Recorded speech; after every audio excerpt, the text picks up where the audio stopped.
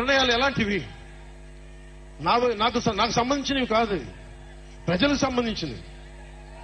పొత్తులో భాగంగా నేను 24 స్థానాలు తీసుకున్నాను. 24 అసెంబ్లీ స్థానాలు తీసుకుంటే ఇంతేనా అంటున్నారు. 24ఏనా? ఇంతేనా? మనోళ్ళు కాదు, అవతలి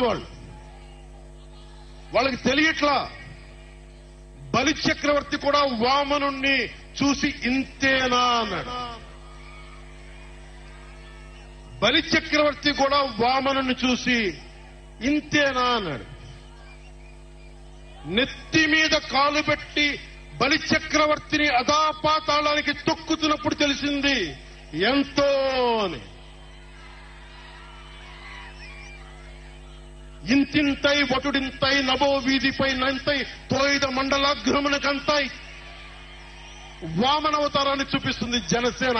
జగన్ గుర్తుపెట్టుకో, అధాపాతాళానికి తొక్కకపోతే నా పేరు పవన్ కళ్యాణే కాదు, నా పార్టీ జనసేనే కాదు, మర్చిపోకో.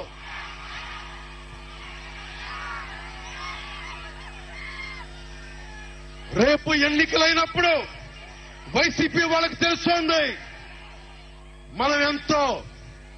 నెత్తి మీద కాలేసి తొక్కుతాం కదా, అప్పుడు అర్థమవుతుంది నేనేంటో.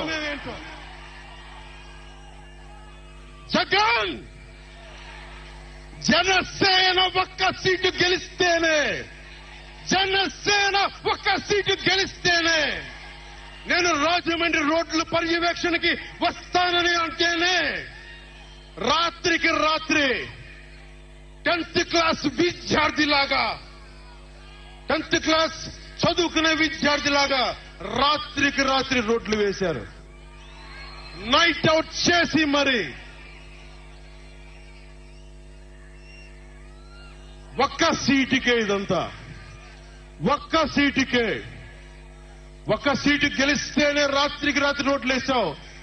జనసేన 24 సీట్లతో ఏం చేయగలరో మీరు ఊహించుకోగలరా? వ్యూహం